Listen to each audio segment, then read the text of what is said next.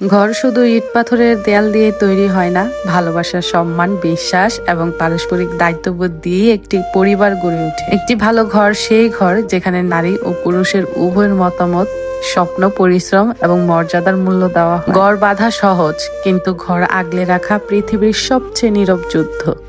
ঘর আগলে রাখা মানুষটাকে যদি অবহেলা করেন, একদিন হয়তো এই সাজানো গোছানো ঘরটা থাকবে, কিন্তু আপন বলে ডাক দেওয়ার মানুষটাই আর থাকবে না। ঘর কখনো দেয়াল হারিয়ে ধ্বংস হয় না। ধ্বংস তো হয় তখন যখন সেখানে থাকা মানুষগুলো একে অপরের অনুভূতির কাছে অপরিচিত হয়ে যায়। ঘর বাঁধতে টাকা লাগে, কিন্তু ঘর বাঁচাতে লাগে চরিত্র। ইট বালি আর সিমেন্ট দিয়ে বাড়ি তৈরি করা হয়, কিন্তু একটি সংসার দাঁড়িয়ে থাকে বিশ্বাস, সম্মান ও ধৈর্য, পারস্পরিক দায়িত্বের উপর। যে ঘরে মায়া থাকে সেখানে পুরনো দেয়ালও আপন আপন লাগে, আর মায়াহীন ঘর রাজপ্রাসাদ হলেও একা লাগে।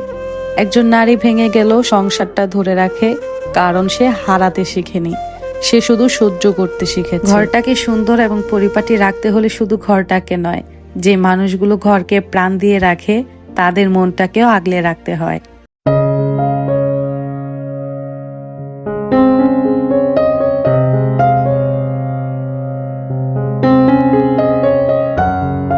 হ্যালো এভরিওয়ান, আসসালামু আলাইকুম। Welcome back to my channel জান্নাত রাসেল টাইনি ওয়ার্ল্ড থেকে। আমি জান্নাত বলছি, নিজেকে উপস্থাপন করছি কুমিল্লা থেকে।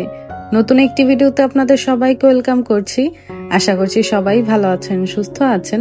আলহামদুলিল্লাহ, আমরাও ভালো আছি। আগের মতো নিয়ম করে আমাদের এখন আর গ্রামের বাড়িতে যাওয়া হয় না। এখন আমরা প্রতি বৃহস্পতিবার বাচ্চাদের পড়া স্কুল শেষ করে চলে যাই কুমিল্লায়। এত বড় বাড়িতে আমার শ্বশুর শাশুড়ি একা থাকে, তো তারা দুইজন না সবসময় একা একা ফিল করে। যখনই বৃহস্পতিবারটা আসে তারা অনেক বেশি খুশি থাকে, আমরা গ্রামের বাড়িতে যাব, ঘরটা আবার ভরা ভরা লাগবে। তারা দুইজন একা একদমই থাকতে পারে না, তো আমরাও চেষ্টা করি বাচ্চাদের পড়া শেষ করে গ্রামের বাড়িতে যাওয়ার জন্য। যদিও প্রতি বৃহস্পতিবার যেতে পারি না, ওদের স্কুলে প্রোগ্রাম থাকে, তারপর পড়াশোনার চাপ থাকে, এক্সাম থাকে, তো সবকিছু মিলিয়ে সব বৃহস্পতিবারে যাওয়া হয় না। যখন সুযোগ পাই তখনই যাই। বৃহস্পতিবার সন্ধ্যাবেলা রওনা দিলে দেখা যায় আমরা শুক্রবারটা থাকি, আবার শনিবার বিকেল করে রওনা করে চলে আসি ঢাকার উদ্দেশ্যে। এভাবেই আসলে যাওয়া আসা করতে হয়, যেহেতু তারা এক। ডুপ্লেক্স বাড়িটা ছিল আমাদের একটা স্বপ্ন, তো আলহামদুলিল্লাহ আমাদের স্বপ্নটা আস্তে আস্তে পূরণ হয়েছে আলহামদুলিল্লাহ। তো আমরা কুরবানির ঈদের আগেই নতুন বাড়িতে উঠেছি, আর এই বেডরুমটা আমাদের বেডরুম। তো আমরা বাড়িতে না থাকলেও আমার শাশুড়ি সবসময় এই রুমটা পরিষ্কার পরিচ্ছন্ন রাখে যতটুকু পারে আর কি। এত বড় বাড়িতে তারা দুইটা মানুষ একা থাকে, কিভাবে থাকে, কি খায় না খায়, আবার বয়স হলে শরীরটাও দেয় না, অনেক ধরনের রোগ বালাই ধরে ফেলে। সবকিছু নিয়ে আমরা সবাই অনেক বেশি টেনশনে থাকি সব সময়। তো তাদেরকে বলা হয়েছে ঢাকায় আসার জন্য, কিন্তু তারা আসতে চায় না। তাদের কাছে ঢাকা ভালো লাগে না, তাদের নাকি গ্রামই ভালো লাগে। দূরে হোক কিংবা কাছে হোক, আমি একজন ছেলের বউ হিসাবে চেষ্টা করি আমার শ্বশুর শাশুড়ির প্রতি আমার যে দায়িত্বটা, কাছে দূরে থেকে যেন আমি পালন করতে পারি। আমি তাদের যত্ন নিতে চাই। যখনই তাদের কাছে থাকি বা আশেপাশে থাকি, চেষ্টা করি তাদেরকে একটু যত্নে রাখার জন্য। আমি জানি না আমি তাদেরকে কতটুকু দেখাশোনা করতে পারি বা আমার দায়িত্ব আমি কতটুকু পালন করতে পারি, কিন্তু আমি চেষ্টা করি সবসময় তাদেরকে ভালো রাখার জন্য একজন বউ হিসেবে। নির্দিষ্ট একটা বয়সে এসে আমরা সবাই বুঝতে পারি সময়ের ব্যবধানে, জীবিকার তাগিদে দিন শেষে আমরা একা হয়ে যাই। কিন্তু এখন তারা দুইটা মানুষ অনেক বেশি একলা। পাশের মানুষ ছাড়া তাদের আর দেখার মতো কেউ নেই। একজন আরেকজনের ঢাল হয়েই সবসময় থাকতে হয়। এই জিনিসগুলো আমি মাঝে মাঝে অনেক বেশি চিন্তা করি, আর আমার অনেক বেশি খারাপ লাগে। তো চেষ্টা করি দূরে হোক বা কাছে হোক আমি আমার দায়িত্ব পালন করতে। আমি ছেলের বউ না, আমি চাই তাদের মেয়ে হয়ে থাকতে। অনেক তো আপনাদের সঙ্গে পারিবারিক ব্যাপারে আলোচনা করলাম, অনেক কথা বললাম। জানি না কথায় কার কাছে কেমন লাগবে। যদি কারো কাছে কথায় খারাপ লাগে অবশ্যই ক্ষমা সুন্দর দৃষ্টিতে দেখবেন। আমাদের বেডরুমটা আমি সুন্দর করে গুছিয়ে নিয়েছি, যদিও আমাদের রুমে কোনো রকম ফার্নিচার নেই, যা আছে সেইগুলোই ভালো করে গুছিয়ে নিয়েছি আর কি। রুমে যে সবসময় ফার্নিচার থাকতে হবে বিষয়টা তেমন না, যা আছে তাই যদি সুন্দর করে গুছিয়ে রাখতে পারেন তাহলে কিন্তু বেডরুমটা দেখতে খুবই সুন্দর লাগবে, পরিষ্কার পরিচ্ছন্ন লাগবে। এটা আমার শ্বশুর শাশুড়ির বেডরুম। এই বেডরুমটা আমি সবার আগেই গুছিয়ে নিয়েছিলাম। আমাদের দোতলার সবগুলো ওয়াশরুমেরই কাজ শেষ হয়ে গেছে, শুধুমাত্র বেসিং এর আয়নাগুলো লাগানো বাকি আছে। এগুলো সময় সুযোগ করে লাগানো হয়ে যাবে। দোতলায় 4টা বেডরুম করা হয়েছে, 4টা বেডরুমের 2টা অলরেডি আপনাদের সঙ্গে শেয়ার করেছি, আর এটা হচ্ছে আরেকটা, এটা একদম সিঁড়ির সাথেই পড়ে। এই বেডরুমে শুধু একটা বেড দেওয়া হয়েছে আর ডাইনিং টেবিলটা রাখা হয়েছে। উপরে যদিও আমাদের খাওয়া হয় না, আমরা নিচেই খাওয়া দাওয়া করি। আর এটা হচ্ছে দোতলার বড় একটা ড্রয়িং রুম, পাশেই হচ্ছে বারান্দাটা। নিচতলা ড্রয়িং রুমটা যেমন বড় করা হয়েছে, দোতলা ড্রয়িং রুমটাও তেমন বড় করে রাখা হয়েছে। আর এটা হচ্ছে আমাদের ডুপ্লেক্স বাড়ির 2টা সিঁড়ি, এটা হচ্ছে ছাদে যাওয়ার সিঁড়ি, আর এটা হচ্ছে একতলা থেকে দোতলায় ওঠার সিঁড়িটা আর কি। তো রেলিংটা কিছুদিন আগেই দেওয়া হয়েছে, কোরবানির ঈদের সময় কিন্তু রেলিংটা ছিল না, তো বেশ কিছুদিন আগে আর কি রেলিংটা দেওয়া হয়েছে। আর আমার ইচ্ছে ছিল ড্রয়িং রুম থেকে বারান্দা যাবার যে অংশটা সেটা পুরোটাই থাই গ্লাসের হবে, কোনো রকম গ্রিল হবে না। ইদানিং গ্রামে অনেক বেশি চোর ডাকাতের আনাগোনা বেড়ে গেছে, সেই জন্য আর কি থাই গ্লাসের সঙ্গে গ্রিলটাও করা হয়েছে। আর আমার শ্বশুর শাশুড়ি বাড়িতে একা থাকে, তাদেরও একটা রিস্ক হয়ে যায়। আর এমন একটা বাড়ি দেখলে সবারই একটা অন্যরকম নজর থাকে বাড়ির উপর দিয়ে, তো সবকিছু চিন্তা ভাবনা করি আর কি গ্রিল দেওয়া হয়েছে। এই বাড়ির ডিজাইনটা করেছে হচ্ছে আমার হাজবেন্ড, তার ইচ্ছে ছিল সিম্পলের মধ্যে খুব সুন্দর একটা ইউনিক ডিজাইনের ডুপ্লেক্স বাড়ি করবে, তো সে তার ইচ্ছা পূরণ করেছে, মাশাআল্লাহ আলহামদুলিল্লাহ। এই ডুপ্লেক্স বাড়ির মেইন আকর্ষণই হচ্ছে বাইরের এই ডিজাইনগুলো। এই থাই গ্লাসের ডিজাইনটা করতে মিস্ত্রিদের অনেক বেশি প্যারা খেতে হয়েছে, ডিজাইনগুলো শেপগুলো তারা নিতে পারছিল না। আর আমাদের এই বাড়ির বেশিরভাগ কাজই হচ্ছে ঢাকা থেকে মিস্ত্রি নিয়ে করা হয়েছে, গ্রামের মিস্ত্রিরা তারা তেমন করে এই বাড়ির কাজগুলো করতে পারে না। তো আমাদের বাড়ির ডিজাইনটা কেমন হয়েছে অবশ্যই কমেন্টস করে জানাতে ভুলবেন না। গ্রামে আসার সময় আব্বা আম্মার জন্য একটা পুডিং বানিয়ে নিয়ে আসছি। আম্মা আবার ক্যারামেল দিয়ে পুডিং বানালে এই পুডিংটা পছন্দ করেন না, ওনার ভালো লাগে না, শুধুমাত্র এমনি ডিম দিয়ে দুধ দিয়ে বানিয়ে নিয়ে আসছি। আর এটা এমন হয়েছে তার কারণ হচ্ছে আমি রাইস কুকারে এই প্রথমেই বানিয়েছি, রাইস কুকারে পুডিং বানানোর আমার কোনো অভিজ্ঞতা নাই। যদি ক্যারামেল দিয়ে বানাতাম তাহলে পুডিংটা অনেক বেশি সুন্দর হতো। তো যাই হোক, এখানে আম্মা হচ্ছে আজকে ফিরনি রান্না করেছে। এটা ছিল শুক্রবারের অংশ, শুক্রবারে আমার ননদ এসেছে, তো তাদের জন্যই বাড়িতে ছোটখাটো একটা খাবারের আয়োজন করা হচ্ছে। আম্মা যখনই ফিরনি রান্না করে তখন উনি সবার আগে ফিরনিটাই রান্না করে ফেলে নাস্তা বানানোর পরপরই, কারণ মিষ্টি জাতীয় জিনিস ঠান্ডা হলে কিন্তু খেতে ভালো লাগে। বাড়ি ভরা মেহমান আছে, মেহমান থাকলে কিন্তু রান্না বান্নার আইটেমও অনেক কিছু থাকে। তো আজকে দুপুরের আয়োজনে অনেক কিছু আছে। তো এখন হচ্ছে প্রথমেই গরুর মাংসটা রান্না করবে, সেই জন্য মশলা কষিয়ে মাংসগুলো ছেড়ে দিচ্ছে। আরেক পাশে হচ্ছে মাংসেতে আলু দেওয়ার জন্য আলুগুলো ভালো করে আম্মা ভেজে নিচ্ছে। যখনই উনি মাংসতে আলু দেয় তখন উনি ভালো করে আলুগুলো ভেজে নেয় লবণ হলুদ দিয়ে। মাংস তরকারির আলুগুলো যদি ভালো করে ভেজে দেওয়া হয় সেক্ষেত্রে তরকারিতে নাকি আলুগুলো ভেঙে যায় না, আলুগুলো আস্ত আস্ত থাকে। তো অপর চুলায় আম্মা হচ্ছে ব্রয়লার মুরগি ভুনা করে ফেলবে। ব্রয়লার মুরগি ভুনাটা অনেক বেশি মজা হয় আম্মার হাতের, এটা আম্মার সিগনেচার আইটেম বলা যায়। আম্মার হাতের এই ব্রয়লার মুরগি ভুনা দিয়ে 2 প্লেট ভাত অনায়াসে খাওয়া যায়। তো আজকে খাবারের মেনুতে ছিল গরুর মাংস, মুরগির মাংস, পোলাও, ভাত, ফিরনি, ডাল, মাছ, সঙ্গে অন্যান্য খাবার ছিল, সবজি তরকারি ছিল। এবছরের জন্য শেষ কাঁঠাল ভাঙছি আজকে, এটা আমাদের প্রজেক্টের শেষ কাঁঠাল ছিল। তো আমি আবার গিয়ে একটু ভাগে পেয়েছিলাম, এখন সবাইকে ভেঙে দিচ্ছি। কাঁঠালের কোষগুলো কিছু কোষ হচ্ছে শক্ত শক্ত, আবার কিছু কোষ নরম হয়ে গেছে। আমাদের প্রজেক্টে এত পরিমাণের কাঁঠাল গাছ, মাশাল্লাহ মাশাল্লাহ, কাঁঠাল খেয়ে শেষ করা যাবে না, এত এত কাঁঠাল হয়। তো আমার শ্বশুর শাশুড়ি যখনই শুনে আমরা বাড়িতে যাব, যে কোনো খাবার ফল ফলাদি বলেন তারা না খেয়ে আমাদের জন্য রেখে দেয়, আমরা গেলে তারপরে খাবো সেই জন্য। তো এই তো কাঁঠাল ভাঙা শেষ, এখন হচ্ছে সবাইকে খেতে দিব। আমার ননদ কিন্তু অলরেডি চলে এসেছে। আপনাদের সঙ্গে একটা টিপস শেয়ার করছি, সেই টিপসটা হচ্ছে আমার শাশুড়ি আম্মার। যখনই উনি মাংস রান্নাতে আস্ত মশলা দেয়, যেমন তেজপাতা, অন্যান্য মশলা উনি বেটে তারপরে তরকারিতে দেয় যেন যেন নষ্ট না হয় বা দাঁতের চিপায় না লাগে। তো যখনই রান্না হয়ে যায় মাংস তরকারি থেকে তেজপাতাগুলো এভাবে একটা দুইটা করে উঠিয়ে ফেলে দেয়। সেক্ষেত্রে হয় কি, বাটিতে যখন তরকারিটা বেড়ে দেওয়া হয়, সার্ভ করা হয়, তখন কিন্তু আর তেজপাতাগুলো ভেসে ওঠে না। গরুর মাংস রান্না করা হয়ে গেছে, এখন মাংস তরকারিটা আম্মা নামিয়ে ফেলবে।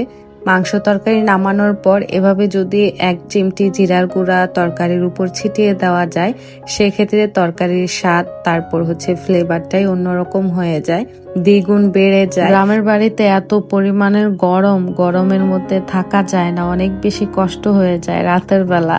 তো একটু একটু বৃষ্টি হয়, আবার একটু একটু রোদ উঠে, মানে আকাশের ধরন বোঝা যায় না।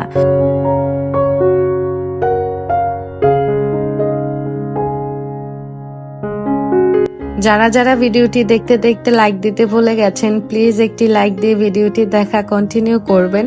আর যারা নতুন হয়ে আজকে চ্যানেলটি ভিজিট করছেন, আমার ভিডিওটি প্রথম দেখছেন, যদি আমার ভিডিওটি ভালো লাগে অবশ্যই ছোট্ট চ্যানেলটি সাবস্ক্রাইব করে আমার এই ছোট্ট চ্যানেলের সঙ্গেই থাকবেন। আর পাশে থাকা বেল আইকনটায় ক্লিক করে দিবেন, সেক্ষেত্রে আমি কোনো নতুন ভিডিও ছাড়লে আপনার কাছে সঙ্গে সঙ্গে নোটিফিকেশন চলে যাবে, আপনি আপনার সময় সুযোগ মতো আমার ভিডিও দেখে নিতে পারবেন। আমার বাসায় যে চুলাটা আমি ব্যবহার করি, গ্রামের বাড়িতে সেম এই চুলাটাই আনা হয়েছে। এই চুলাটা অনেক ভালো, কালারটা একটু ভিন্ন, আমারটা হচ্ছে সিলভার কালার আর আমারটা হচ্ছে গোল্ডেন কালার। আমি আজকে 5-6 বছর যাবত এনিকো ব্র্যান্ডের চুলাটা ইউজ করছি। এই চুলাটা এত ভালো, বার্নারগুলো খুব বেশি ভালো, অনেক বেশি তাপ বের হয়, আগুন বের হয়, আর এই জন্য রান্নাগুলো তাড়াতাড়ি হয়ে যায়। কিন্তু আম্মার চুলার বার্নারটায় অনেক বেশি সমস্যা হচ্ছে, চুলাটা মিস্ত্রি দিয়ে দেখাতে হবে। চুলাটা কেন জানি অটো, তো অটো হওয়ার কারণে চাবিগুলো ধরে রাখলেও কেন জানি বার্নার দিয়ে মানে আর্থিং হয় ঠিকই, গ্যাস বের হয় না, আগুন ধরে না। তো চুলাতে একটু প্রবলেমই হচ্ছে, চুলাটাও দেখাতে হবে। তো রান্না বান্না শেষ করার পর আমি হচ্ছে চুলাটা পরিষ্কার করে নিচ্ছি। আজকে রান্নাঘরটা সুন্দর করে পরিষ্কার করব। আম্মা হচ্ছে গোসল করতে গেছে রান্না বান্না শেষ করে, আমি হচ্ছে আম্মার হেল্পার, আম্মার কাজে সাহায্য সহযোগিতা করছি আর কি। ওনার কাজ উনি শেষ করে চলে গেছে, এখন হচ্ছে আমি আমার কাজ করব। তো রান্নাঘরটা যদি পরিষ্কার করে রাখি আমার কেন জানি শান্তি লাগে, এলোমেলো রান্নাঘর আমার দেখতে ভালো লাগে না।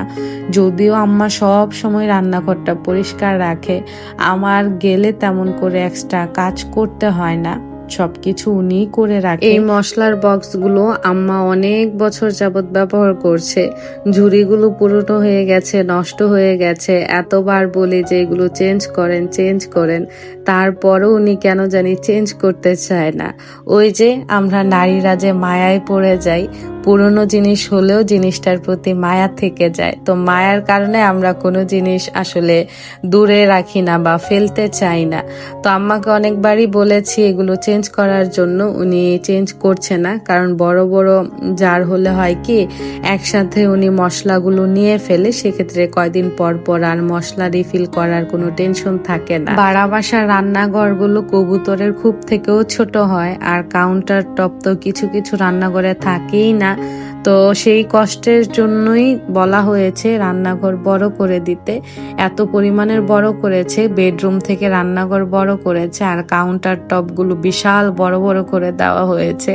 আর বোতলগুলো খালি রাখার কারণ হচ্ছে আগামীকাল আম্মা দুধ রুচ করবেন, দুধওয়ালা দুধ দিয়ে যাবে, তো বোতলগুলোতে দুধ রাখা হবে, সেই জন্য আমি সুন্দর করে এভাবে সারি সারি করে গুছিয়ে রেখে দিয়েছি যেন আম্মার হাতের কাছে থাকে। আর এখন হচ্ছে বেসিংটা সুন্দর করে পরিষ্কার করে নিচ্ছি। আমাদের পানিতে অনেক বেশি আয়রন, 1 গ্লাস পানি যদি আপনি 2 ঘন্টা রেখে দেন গ্লাসটা একদম হলুদ হয়ে যাবে, এত পরিমাণের আয়রনের জন্য দেখা যায় গ্রামে গেলে গোসল করতে পারি না, চুলগুলো সব ঝরে যায়। নতুন বাড়ির টাইলস গুলো আস্তে আস্তে লাল হওয়া শুরু করেছে। আমরা যদিও বাড়িতে থাকি না, তেমন করে পানি খরচ করা হয় না, যদি একবারে থাকতাম এতদিনে টাইলস গুলো লাল হয়ে যেত।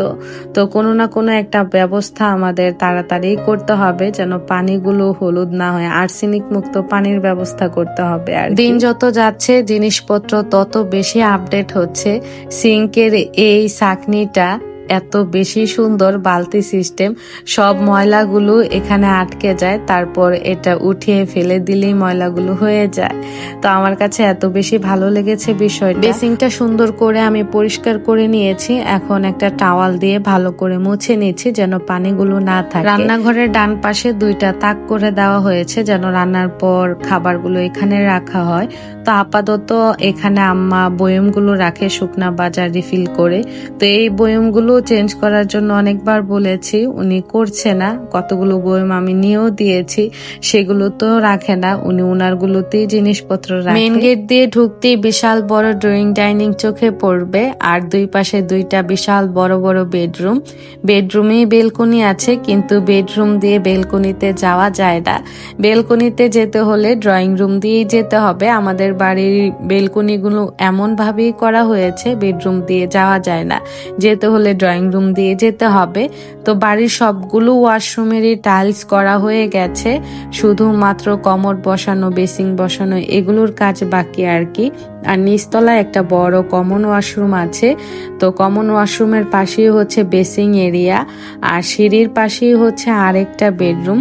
এই টাইলসগুলো কালো দেওয়া হয়েছে, সেটার কারণ হচ্ছে যে পরিমাণের আয়রন পানিতে সাদা টাইলস দিলে আয়রনে শেষ হয়ে যাবে যেগুলো উপরে হয়েছে। তো সেই চিন্তা করি আর কি টাইলসের কালারটা কালো দেওয়া হয়েছে। আর এটা হচ্ছে আমাদের খুবই পছন্দের সিঁড়ি, সিঁড়িটা সবাই অনেক বেশি পছন্দ করেছে।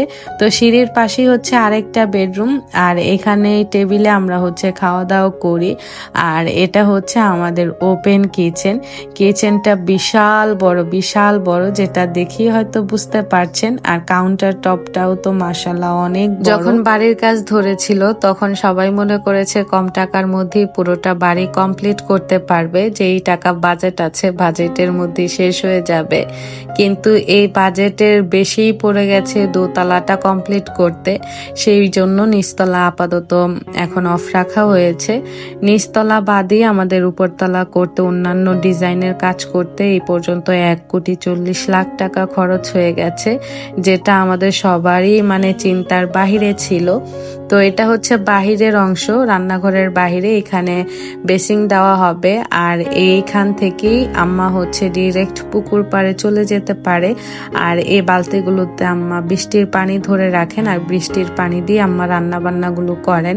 যেহেতু পানিতে অনেক আয়রন আছে, সেই জন্য এই পানি দিয়ে রান্না বান্না উনি করেন না। আগামী ব্লগ দেখার আমন্ত্রণ জানিয়ে আজকে এখান থেকেই বিদায় নিচ্ছি। সবাই ভালো থাকবেন, সুস্থ থাকবেন। আসসালামু আলাইকুম, আল্লাহ হাফেজ।